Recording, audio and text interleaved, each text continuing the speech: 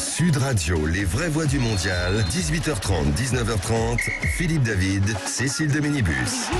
Et voilà, nous sommes habillés avec des shorts, des crampons, des maillots de foot, puisqu'on va parler football, effectivement, avec tous nos invités. Et notre premier invité, c'est Walid qui est avec nous, un futur journaliste sportif. Salut Walid. Salut Walid. Bonsoir à tous, j'espère être journaliste un jour. C'est ça.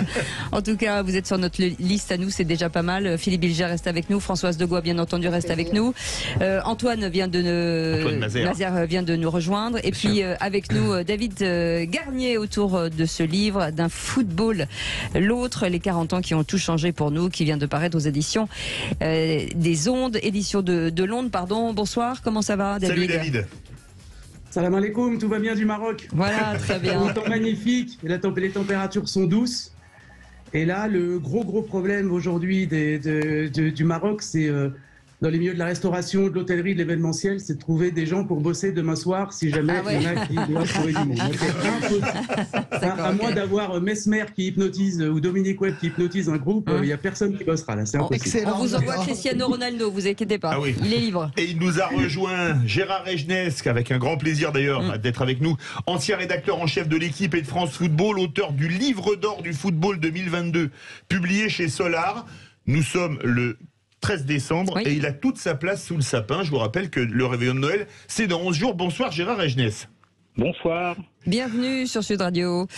Et vous nous appelez 0826 300 300 puisque vous avez bien entendu le droit de commenter avec nous ces matchs de foot. Et notre premier débat, pour vous, quel est le principal point fort des Bleus? 4 réponses possibles sur Twitter. Physique, technique, collectif, mental. C'est le collectif qui arrive en tête avec 36%, devant le mental avec 28%, la technique avec 23% et le physique avec 13%. Gérard Regnesque, qu'auriez-vous voté? Qu'est-ce que j'aurais voté? Vous avez 4 heures, c'est un sujet de philosophie.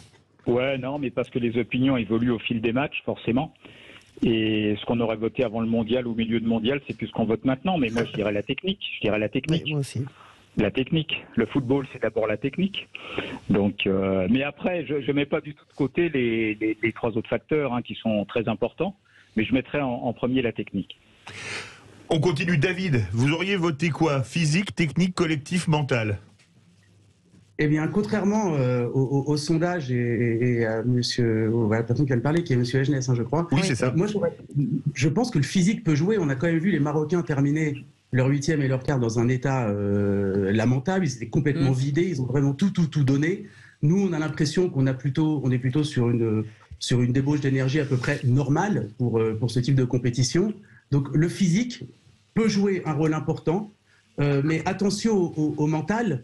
On a des Marocains qui sont portés par tout un peuple, tout un continent, et nous, bizarrement, je ne sais pas comment les joueurs le vivent, mais la vague rouge a largement submergé la vague bleue. Il n'y a aucune scène de liesse populaire française pour une qualification contre les Anglais en demi-finale. Pour des raisons contextuelles un peu particulières, on est d'accord.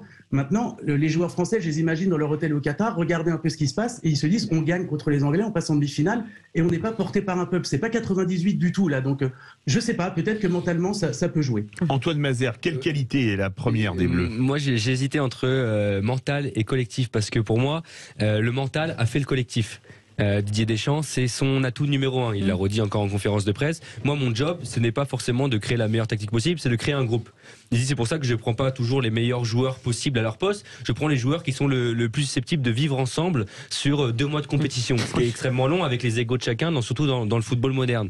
Et bien, c'est pour ça que moi, c'est le collectif que j'aurais choisi, Philippe, parce que c'est ça qui caractérise le mieux l'équipe de France aujourd'hui. Françoise Degois, votez la technique. J'ai entendu que vous étiez sur la ligne Gérard Regnesque. Oui, je suis sur la même ligne que Gérard, parce que je trouve que le collectif, je ne l'ai pas vraiment vu. Je sais que c'est une hérésie de dire ça, mais j'ai pas senti lors du match, par exemple, de l'Angleterre, à part Griezmann, dont je retire tout le mal que j'avais pensé au début de la Coupe du Monde, qui m'a ébloui pendant le match de l'Angleterre, cette espèce de lutin, d'organisateur qui est capable de voir les failles, d'abattre ce tel travail. Je trouve quand même que ce qui caractérise pour le moment, et qui est pour moi un petit déficit par rapport au Maroc, qui est dans le mental et dans le collectif, eh bien c'est la technique. Je pense que sur le papier, personne n'est aussi bon que les joueurs de l'équipe de France.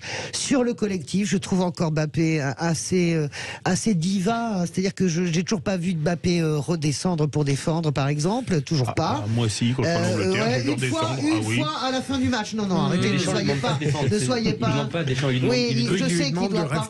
J'ai bien, mais je sens pas du tout cette bande de copains qu'il pouvait y avoir en 2018. Walid, vous auriez voté quoi? Moi, je suis collectif et pour moi c'est une famille, l'équipe de France avant tout. Depuis 2018, j'ai senti le groupe avec une grosse cohésion et il y a toujours le noyau dur. Il y a Antoine Griezmann, il y a toujours Ousmane Dembélé, il y a toujours Kylian Mbappé et l'image qui m'a marqué moi en 2018, c'est la sélection d'Adil Rami qui a servi entre guillemets pour le plus grand nombre de personnes à rien. Mais pour moi, c'est l'élément important parce qu'il faut des joueurs comme ça, il faut un peu de rigolade, il faut un peu de beau moqueur et je pense que ça motive tout un groupe. Donc pour moi c'est une famille. En tout cas, vous êtes en phase avec ce que disent les auditeurs, 36%. Voilà, donc si je vous suis bien, Walid, j'aurais pu jouer une Coupe du Monde. Mais sérieusement, on vous a inscrit. Je dirais le mental. Parce que on a l'impression que cette équipe de France, à quelques moments que ce soit, même si elle est menée, elle peut regagner, se défoncer, lutter, alors que les trois autres critères me paraissent, mais j'ai sans doute tort, des critères élémentaires pour une grande équipe. Tout de même, la moindre des choses, c'est d'avoir du collectif, d'avoir de la technique.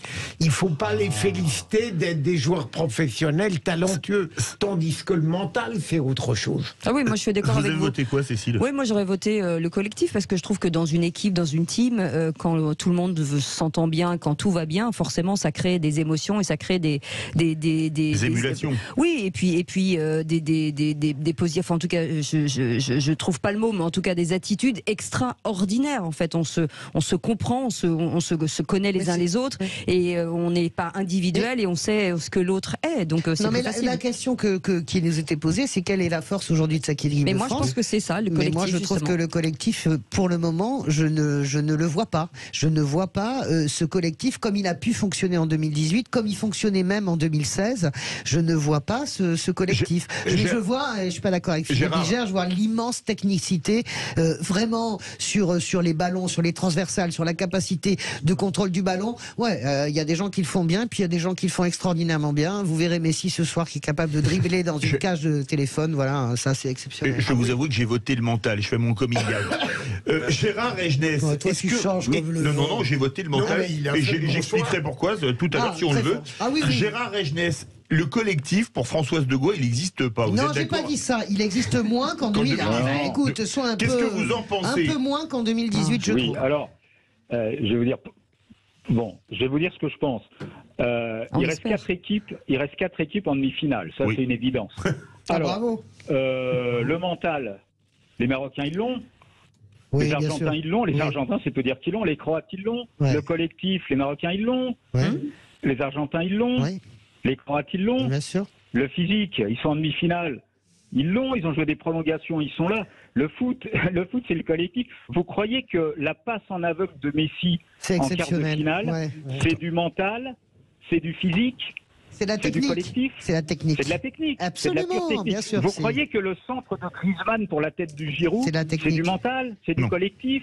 Et voilà. C'est du physique, c'est de la technique. Bravo. Le match, il se gagnera sur la technique. Vous croyez que le geste d'égalisation des Hollandais contre l'Argentine, le dernier coup franc, la passe en avant, technique c'est du mental, c'est du physique, c'est collectif, c'est de la technique? Non, c'est répété 10 fois à l'entraînement, c'est de la technique. Oui, c'est de la technique, mais si tu balances un ballon et que tu connais pas le collectif en face de toi et tu sais pas qui peut le récupérer. Non, en tout cas, moi je suis d'accord sur la passe à l'aveugle vraiment de Messi. C'est une démonstration par A plus B de ce que nous disions, la technique. Il regarde même pas, il entend, il entend, c'est la technique, il passe, c'est au millimètre et ça marque, voilà. David Garnier, oui, vous voulez réagir? Oui, je voulais juste dire que techniquement, il y a bien un moment où le fait d'avoir une équipe avec que des joueurs qui jouent dans les plus grands clubs du monde va faire la différence avec une équipe qui est clairement en surperformance collective en ce moment, mais avec des joueurs qui jouent quand même dans l'ensemble, dans des clubs, à quelques exceptions près, dans des clubs moyens. Donc, ils sont en surperformance, c'est magnifique ce qu'on voit, ça va être très dur de garder ce niveau. D'ailleurs, c'est marrant, vous avez vu comme les grands clubs, ça y est, commencent à se jeter sur ceux qui ont fait 3 bons matchs en Coupe du Monde. Le Barça qui est déjà sur Unai et tout, on a excellent. Déjà vu vous savez combien, j'ai été regarder combien gagnait Unai à Angers, incroyable, il gagne 7 000 € par mois. Bah là, ça va bouger, là. Voilà, c'est ça. C'est ça. Ça va être par jour. Oui, voire pour certains, c'est par heure même. Et tant mieux pour lui.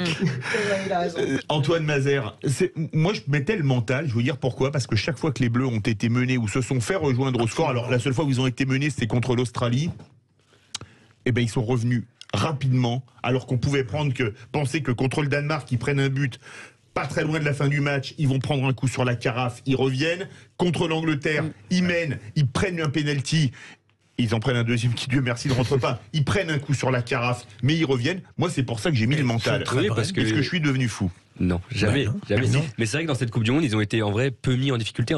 Et je me demande si à un moment donné, on a eu peur sur un match. Parce qu'en vrai, même un partout contre les Anglais, est-ce que vraiment on s'est dit... Alors, je vous avoue que moi, lors du penalty de Kane, j'avais plus d'ongles, je tremblais. Parce que s'il le met... Oui, mais Antoine, il y a eu une période où les Anglais ont fait peur. Oui, mais est-ce qu'à un moment donné, on s'est dit, là, on va sortir? Oui, vous avez eu peur, vous, contre l'Angleterre?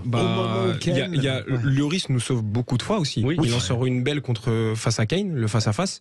Donc on a eu chaud. Après, est-ce que je me suis senti en danger? Non, parce que je me suis dit que l'Angleterre n'a jamais prouvé quelque chose en Coupe du Monde depuis quelques années. Donc j'avais pas fait ça. C'est pas ce que disait Declan Rice après le match, mais bon. Moi personnellement, c'est ce que j'ai ressenti. Après, c'est vrai qu'on n'a pas été trop en difficulté. Cette équipe a cette force mentale, justement, et qu'elle impose à ses adversaires un défi mental qui impressionne. Non, c'est Kane et Lloris. L'erreur, c'est probablement que Kane tire le deuxième. Il se connaissent trop. Mais moi, je suis comme Philippe David. Je pense que si Kane marque le penalty, eh bien, on rentre dans une autre histoire qui ne nous est pas favorable. Mais sur le mental, là où je vous rejoins pas, Philippe, c'est qu'il y a une équipe, en tout point, il y a deux équipes qui sont supérieures au moins à la France. C'est l'Argentine qui revient, qui se fait ramener à 5 secondes de la fin du temps réglementaire à 2 partout et qui se fait amener dans une séance au tir au but et qui ne sombre pas. La Croatie qui ne sombre pas. Les Marocains qui ne sombrent pas. Je pense qu'en termes mais François, c'est moins extraordinaire. Ah si, les Argentins, c'est extraordinaire. Non, mais de la part des Argentins, de ne pas sombrer tout de même dans une prolongation et des tirs au but, c'est la moindre quand tu mènes 2-0 et que tu es ramené à 2-2, mais c'est le coup de Trafalgar que tu ramasses à 5 secondes de la fin, mais normalement, ça doit te mettre un coup sur la courge. Moi, j'étais persuadé qu'ils sortaient de la compétition, les Argentins. Moi, j'étais convaincu que les Pays-Bas allaient encore perdre au tir au but. Et je me suis pas trompé parce qu'ils perdent tout le temps au tir au but. Oui. Je n'ai jamais vu, je crois, les Pays-Bas gagner une série de tirs au but. Les vraies voix du mondial. 0826 300 300 si vous voulez bien sûr participer au débat. Vous êtes les bienvenus. On revient dans un instant. C'est les vraies voix du mondial au Qatar. À tout de suite.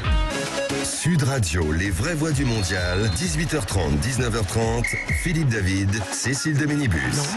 Ils sont toujours là, tiens d'ailleurs, on est à 25h13 du coup d'envoi de la demi-finale. Non mais Philippe David, c'est une info a priori, Adrien Rabiot et Dayo Upamecano n'étaient pas à l'entraînement aujourd'hui avec l'équipe de France et sont douteux pour jouer. Rabiot est malade, et mal de gorge pour Upamecano et il aura attrapé froid Adrien Rabiot. Ah bah oui, parce que c'est cette fameuse histoire de clim. Non mais sérieusement, il faudra un jour poser la question aussi, Antoine.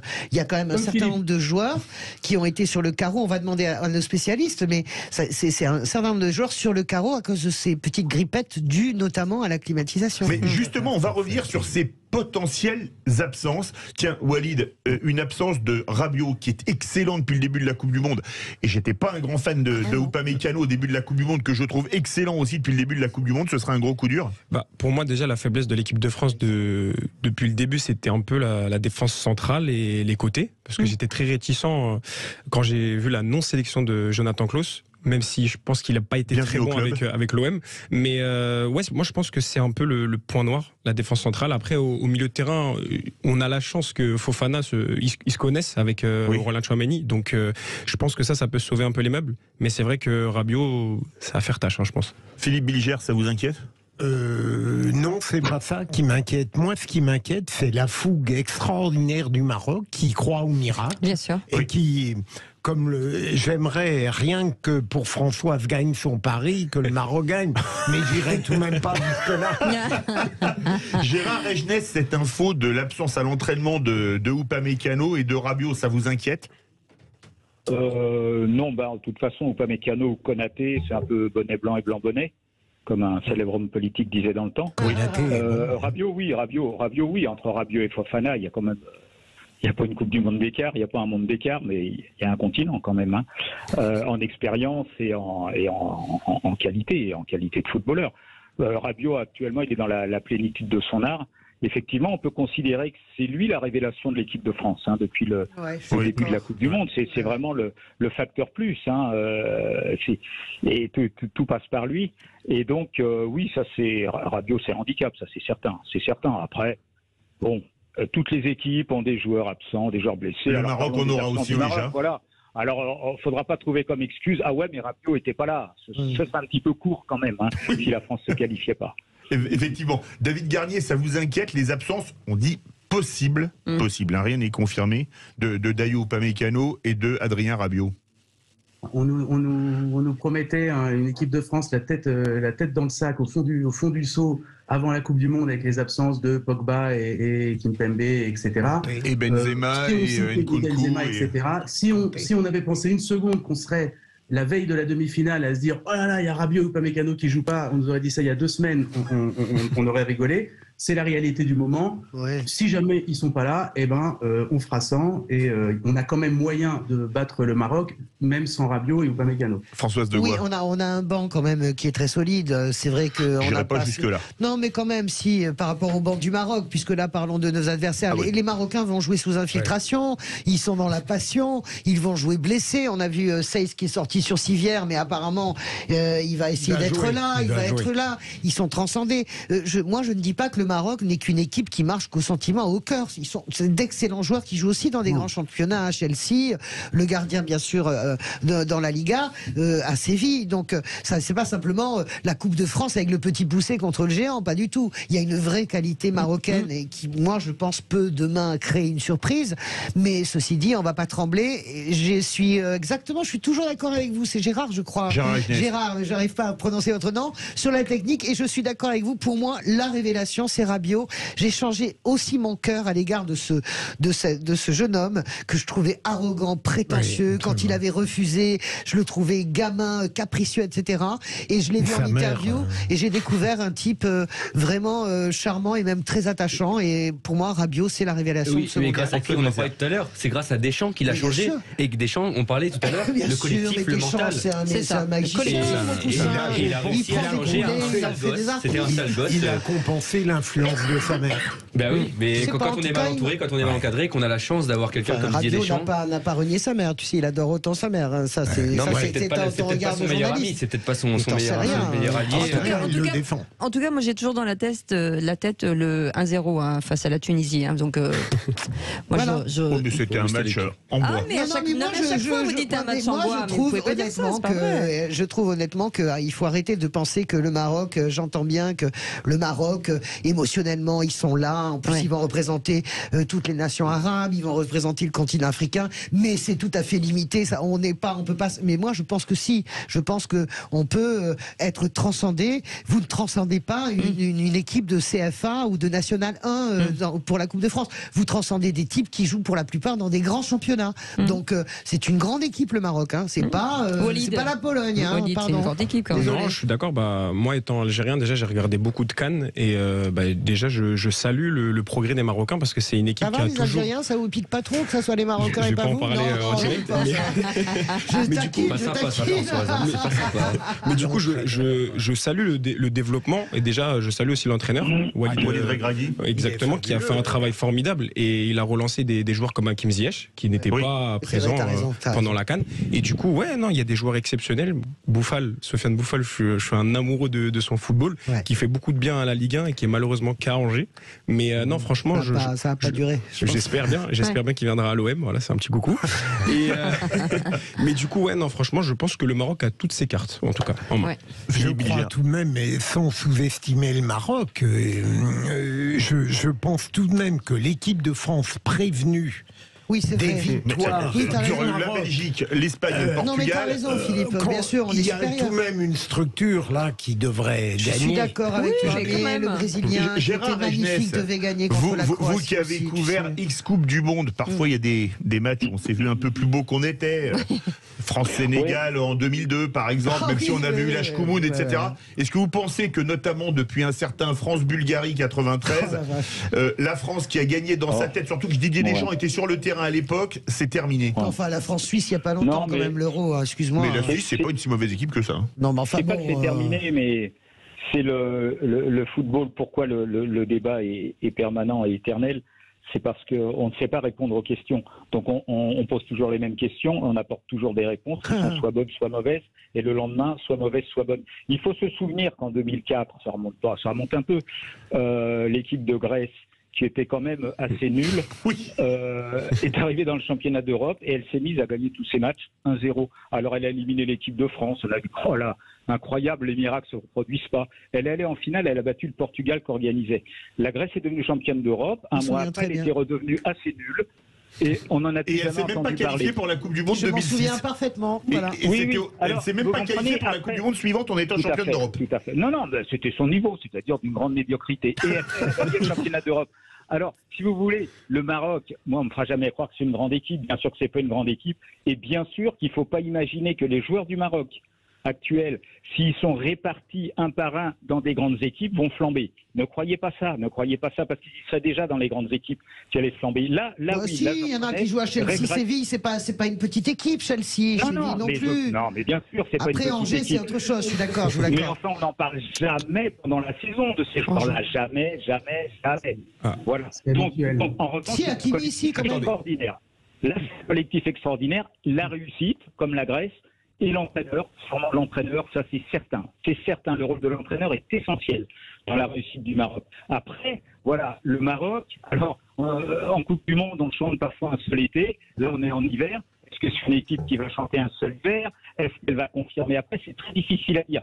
Mais il faut obligatoirement considérer avant le coup d'envoi que la France est en danger. Parce que si on ne le considère pas, il risque d'y avoir mais les joueurs là-dessus, ils se trompent pas.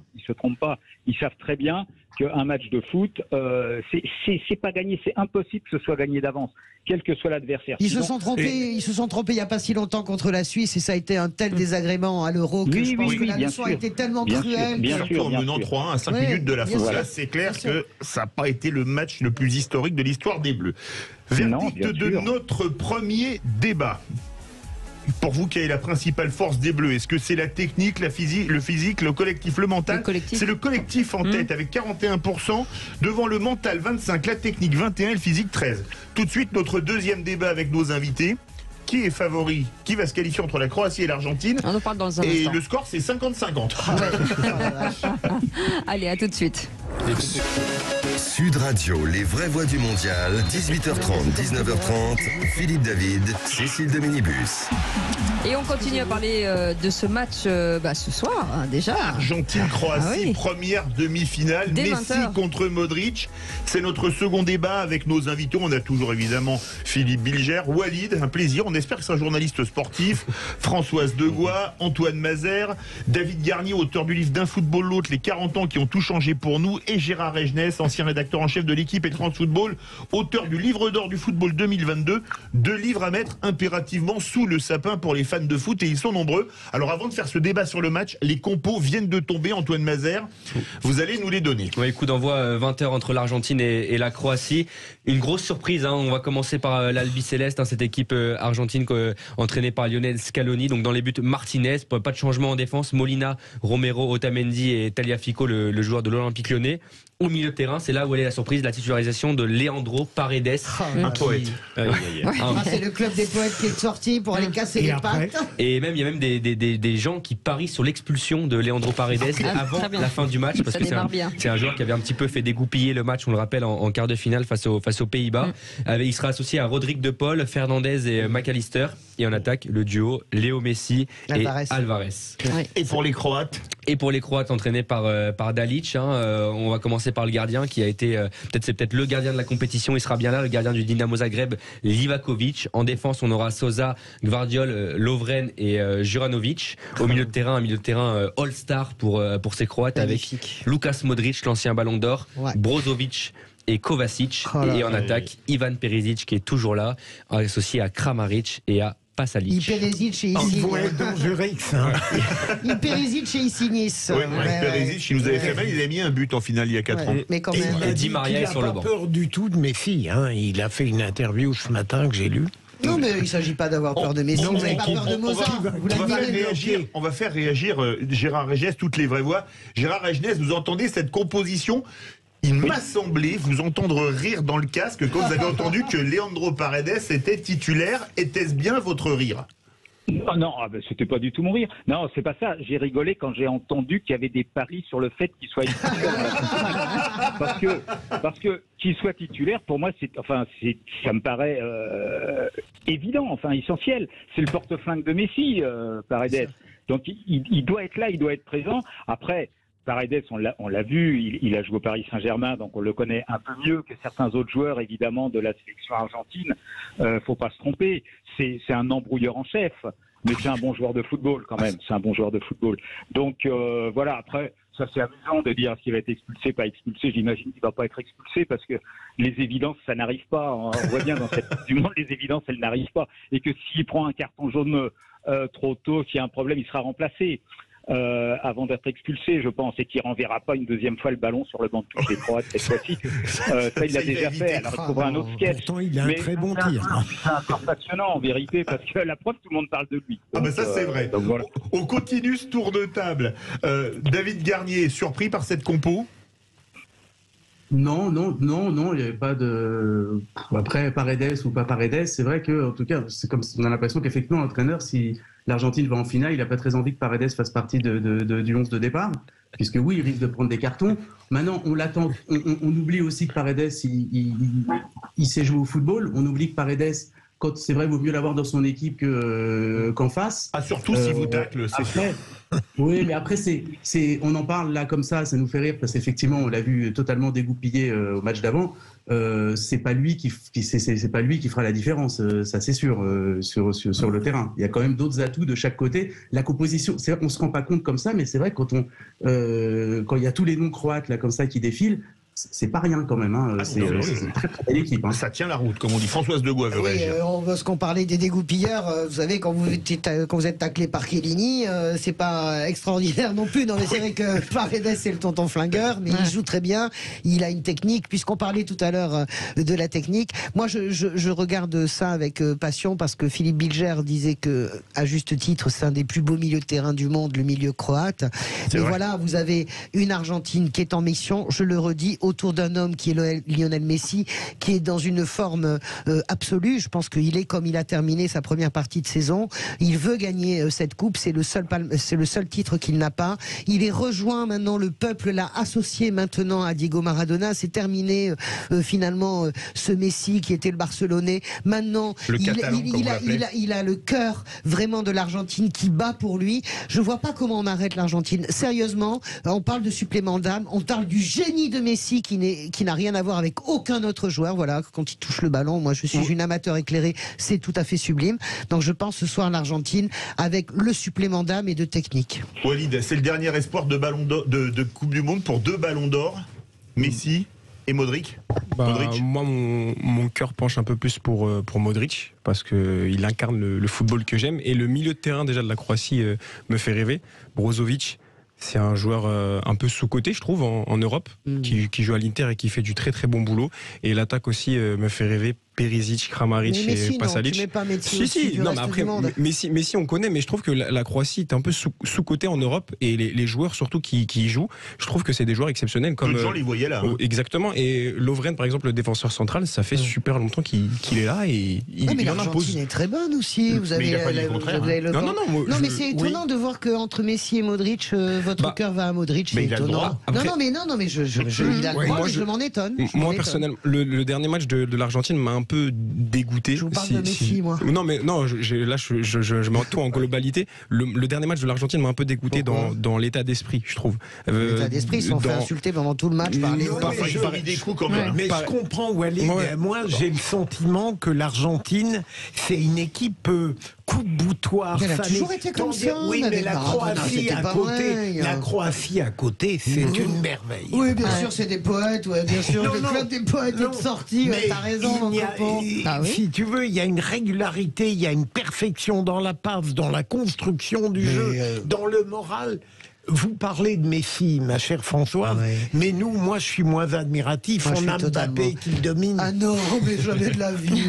Justement, le plus grand joueur du monde, de l'histoire de l'humanité, c'est Messi, bien sûr. C'est le dernier Est-ce que pour vous aujourd'hui, Mbappé dépasse Messi? On va faire un peu la provoque à la Philippe Bilger. Non, mais de toute façon, c'est deux joueurs totalement différents, de toute façon, de leur expression technique déjà et physique. Mais non, mais moi, en revanche, je trouve que dans Modric, il n'y a aucune faute de goût au niveau football. C'est vrai. C'est une sorte de perfection. Et toujours sur le même rythme, toujours présent, toujours initiateur des actions, toujours à l'arrivée aussi des actions. On a l'impression que ce sont deux frères jumeaux, là, les Modric, quand ils jouent, parce qu'il est partout sur le terrain. Il est devant, il est au milieu, il est derrière. Et c'est le métronome absolu. Le métronome absolu, c'est un joueur magnifique. Mais vous le mettez au-dessus de Messi? Bien sûr que non. Mais bien sûr que non. Mais il n'y a pas de même au-dessus de Messi. Je pose une question. Je compare pas en qualité. Ah bah si, on parlait de Messi et on parlait de Messi et de Modric. Ce que fait Messi avec l'équipe d'Argentine, c'est 10 types autour de Messi pour gagner un trophée. C'est pareil en réalité. Ce que fait Messi. Non, la Croatie c'est pas ça. La Croatie c'est autre chose. Oui, c'est un collectif. Je suis d'accord avec vous. Des équipes qu'on peut comparer, mais qui sont incomparables en vérité, qui n'ont rien à voir l'une avec l'autre. Je suis d'accord. Ouais, bien sûr, vous avez raison. Donc voilà. Et dans l'équipe de Croatie, bizarrement, il n'y a pas beaucoup de hicks. Tout est très lisible, dans l'équipe d'Argentine, et forcément on se dit mais quelle équipe d'Argentine on va voir jouer. On ne se pose pas cette question pour la Croatie. On sait quelle équipe on va voir. Elle va faire son match, elle va gagner, elle va pas gagner, ça c'est un autre problème évidemment, demi-finale de Coupe du Monde, mais on sait qu'elle va assurer qu'elle va faire son match, on sait ce qu'on va voir. Mais ça a toujours été ça l'Argentine, on ne sait pas. Ça a toujours été ça l'Argentine, même l'Argentine de Maradona. Toujours. Franchement, tout le temps. Antoine Mazère. Oui, et surtout, ça sera Messi qui égale une nouvelle fois un nouveau record. C'est le 25e match en Coupe du Monde de Léo Messi ce soir. Oui. Et il rejoint Lothar Matthäus. C'était le seul. Donc 25 matchs de Coupe du Monde pour Lionel Messi et qui pourrait le dépasser si l'Argentine va en finale dimanche soir. Oui, s'il va en finale, il petite anecdote qu'on disait tout à l'heure, le premier but de l'histoire de l'Argentine, enfin de Messi avec l'Argentine, c'était en 2006 et c'était face à la Croatie. Ils avaient été battus. Ils avaient été battus par la Croatie. Mais d'un certain Luka Modric qui lui disputait sa première sélection. C'était incroyable. Les réseaux sociaux ont publié les photos de ce match où ils sont très mignons en 2006. Ça peut être l'un des derniers matchs pour l'un des. Enfin après il y aura le match de la 3e place ou la finale, mais ça peut être un beau signe. Et la dernière fois la Croatie a gagné 3-0 en Coupe du Monde. Oui. Donc c'est loin d'être. Et là, il y a une photo qui tourne, je fais très court. C'est Giroud et Walid Regragui. Génial. Au GF à Grenoble. À Grenoble. Le look a un peu changé, on va dire. C'est moins qu'on puisse dire. Allez, restez avec nous, on revient dans un instant. Jusqu'à 19h30, on va parler football. On va partir à Buenos Aires. Absolument, à Buenos Aires. Et ensuite, on parlera emploi avec Jérôme Laverny de 19h30 à 20h. Restez avec nous, c'est les vraies voix. On est ensemble jusqu'à 20h. Sud Radio, les vraies voix du mondial, la Fan Zone.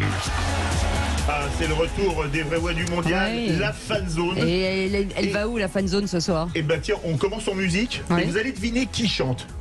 La puerta de la humilde casa, la voz del cartero muy clara soy yo. Maradona? Absolument, c'est Diego Maradona qui chante un tango qui s'appelle El Sueño del Pibe, le rêve du gamin. On l'appelait d'ailleurs El Pibe de Oro, le gamin d'or. Et mais il chante bien, moi je trouve, vous ne trouvez pas? Non, je parlais de moi. Non, mais il chante bien, Maradona. Il joue aussi bien au football.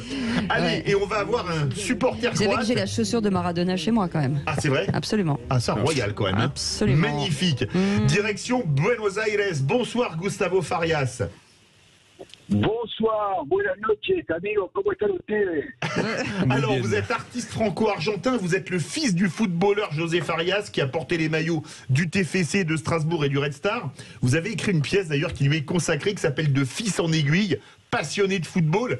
Et on a avec nous Cédric qui a le site L'Actu Foot Croate et Footballski. Donc pro-croate, bonsoir Cédric. Bonsoir à tous. Alors vous êtes en France, on va prendre la direction de Buenos Aires d'ailleurs.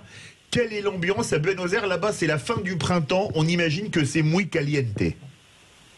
Mais écoutez, c'est un petit peu comme le calme avant la tempête. Il n'y a rien qui souffle, les gens... j'ai pris le train, tout à l'heure je suis rentré de Buenos Aires, et tout le monde écoutait la radio, il y avait plusieurs maillots de l'Argentine dans le dernier fourgon, le train où vont les vélos, et tout d'un coup, il y en a un qui a commencé à taper sur les côtés du train, et a commencé « Vamos Argentina » parce qu'il a mis justement une chanson de Maradona, et tout le train a explosé, et tout le monde a commencé à chanter, donc là c'est vraiment, oui, on est au bord d'un rêve. Ah d'accord. Est-ce qu'on craint la Croatie du côté de l'Argentine qui pourrait faire un double strike, comme on dit, en éliminant les deux plus grandes nations sud-américaines, le Brésil en quart, l'Argentine en demi? Ben écoutez, les craindre, non. Les respecter, oui, énormément, parce que les Croates, il ne faut pas oublier que c'est une grande nation du football, et c'est un pays qui a été déchu, qui est l'ex-Yougoslavie, qui a amené des joueurs de foot au talent technique très très élevé. Bon, je pense à Skoblar ou plein de joueurs qui ont illuminé Suzic, plein de joueurs qui ont illuminé Boban, Boksic, mais beaucoup de joueurs qui ont joué en France. Donc si la Yougoslavie était un seul pays aujourd'hui, ils auraient une équipe encore plus forte, parce que la Croatie c'est quand même le plus sud-américain des pays de l'Est. Ah oui, c'est vrai. Pour le foot. Cédric, vous qui avez les sites L'Actu Foot Croate et Footballski, la Croatie, c'est l'équivalent en population de la région des Pays de la Loire. Comment est-ce que vous faites pour sortir autant de bons joueurs? Eh ben, peut-être déjà parce qu'aussi il y a un peu un club qui forme, en tout cas tous les joueurs croates, principalement. L'équipe aujourd'hui qui va jouer ce soir, c'est 7 joueurs formés au Dynamo Zagreb. Donc c'est des joueurs qui ont commencé un processus de formation souvent ensemble, souvent très jeunes aussi. Et puis quand ils arrivent en sélection, ils sont amenés aussi à jouer parfois 5-10 ans ensemble.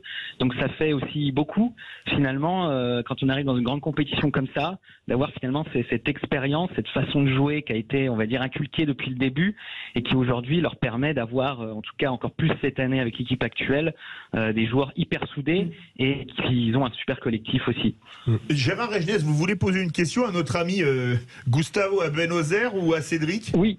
Non, mais ce que je voudrais lui dire, c'est que j'ai souvent vu jouer son père. Ça, c'est l'inconvénient de l'âge. Et bien sûr, j'allais voir les matchs du Red Star, je les ratais pas. Et José Farias, c'était un joueur extraordinaire. C'était le roi de la roulette. Alors, il a embobiné un nombre de défenseurs français, vous n'imaginez même pas. C'était un talent pur, Et c'est pour ça que, en fait, je suis très ému d'entendre parler son fils. Voilà ce que je veux dire. Beau message. Qu'est-ce que vous voulez répondre, Gustavo Farias? Écoutez, je suis également très ému parce que vraiment voir que quelqu'un se souvienne encore de cette fameuse roulette, parce qu'il faut penser qu'à l'époque il y avait beaucoup moins d'images qui circulaient. Donc mon père disait qu'il avait piqué cette roulette à un joueur, un illustre inconnu sur un terrain vague de Buenos Aires. Il l'avait amené en France. Alors vous imaginez qu'en 1962, faire une roulette sous les yeux ébahis des spectateurs en France qui jouaient encore au football d'une manière assez rustique, on va dire. Oui. C'était vraiment une merveille. David Garnier, une question à Cédric ou à Gustavo? Oui, à Gustavo, parce que on a tous entendu les chansons dans le vestiaire de l'équipe argentine à la fin du match qui célèbrent en même temps Maradona et Messi. Je n'arrive pas à me faire à l'idée que effectivement, en Argentine, on commence à mettre vaguement au même niveau Maradona et Messi. Donc, comment ça se passe là-bas? Est-ce que nous, on fantasme un petit peu ce truc qui me paraît totalement impensable? Et quelle est la réalité argentine de ce sentiment? Gustavo, rapidement. Écoutez, en fait, c'est un petit peu ce que j'ai dit dans l'interview que j'ai fait là pour Canal. Un petit peu, je dis que Messi s'est transformé en héros parce qu'il est rené, il a réussi à renaître de ses cendres, parce que quelqu'un qui a perdu 3 finales et qui au milieu de la 4e finale de la Copa América sort un discours d'1 minute 20 que j'ai inclus dans la pièce parce que je trouve que c'est un truc génial et qui déguise la peur en prière et en espoir et en force de vaincre, c'est une grande intelligence et c'est un leader naturel. Ce qu'il y a, c'est que c'était toujours un leader un peu muet, sans parole, mais là il a pris l'âge, il a pris d'autres choses et maintenant c'est devenu un vrai leader et les gens les gens l'adorent, quoi. Les gens, c'est vraiment l'image de l'équipe nationale. Antoine Mazer et Walid pour Cédric. Ouais, j'avais une petite question pour Cédric. La Croatie, si elle gagne ce soir, elle pourrait devenir le deuxième pays à éliminer à la fois l'Argentine et le Brésil dans un mondial après l'Allemagne en 2014. C'est ce qui est une performance stratosphérique. Et je voulais savoir comment est perçue en fait la place du football en Croatie et comment cette équipe en fait elle a des légendes, elle a des idoles, mais la plupart jouent pas forcément en Croatie. Mais comment est-ce que est perçu le football là-bas sur place? Cédric?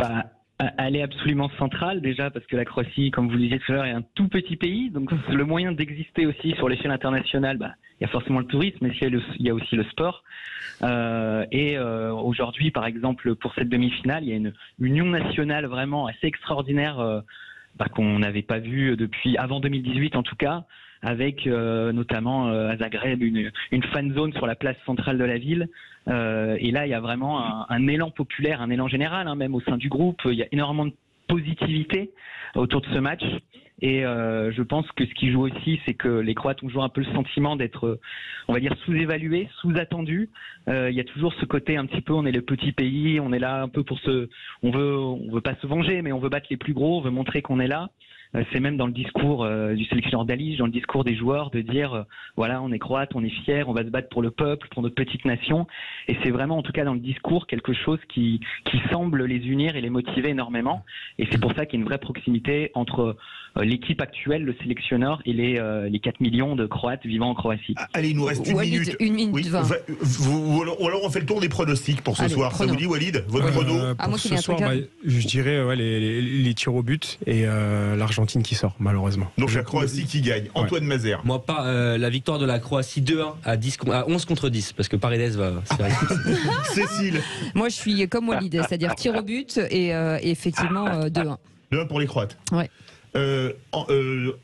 Gérard Regnès, je faisais le tour de allez, 1-0 pour l'Argentine, but de Paredes. Alors là, c'est pas le carton rouge. Il peut prendre le carton rouge après le but. Vous me dites. La provocation. David Garnier, pronostic. Moi, j'ai pas de pronostic, mais l'Argentine, c'est ma préférence à moi, comme disait Julien Clerc. Ouais. Gustavo, on pense que c'est l'Argentine que vous voyez gagner à Buenos Aires. Vous pouvez pas dire le contraire. Sur le score, je suis d'accord avec vous, 2-1, mais pour l'Argentine. Voilà, c'est ça. Et Philippe. Cédric, après vous. Ouais, Cédric, on va dire comme la demi-finale 2018 contre l'Angleterre, 2-1 aux prolongations pour la Croatie. Bon, et moi, je vais mettre mon petit grain de sel, comme vous me demandez, Cécile. Match nul et les Croates au tir au but. Match nul, d'accord. Oui, les Croates au tir au but. Je le pense pour changer. Merci beaucoup à tous. Merci Gérard Regnès. Un excellent livre, le livre d'or du football, publié chez Solar. Merci David Garnier d'Un football l'autre, les 40 ans qui ont tout changé pour nous. Merci Walid, c'était un plaisir. Antoine, évidemment, on se connaît. Nous, on reste avec en votre compagnie, Cécile, pour les vrais voix de l'emploi. Absolument, on va parler emploi dans quelques instants. Tendez bien l'oreille parce qu'on a des offres à vous proposer. Restez avec nous, on est ensemble jusqu'à 20h.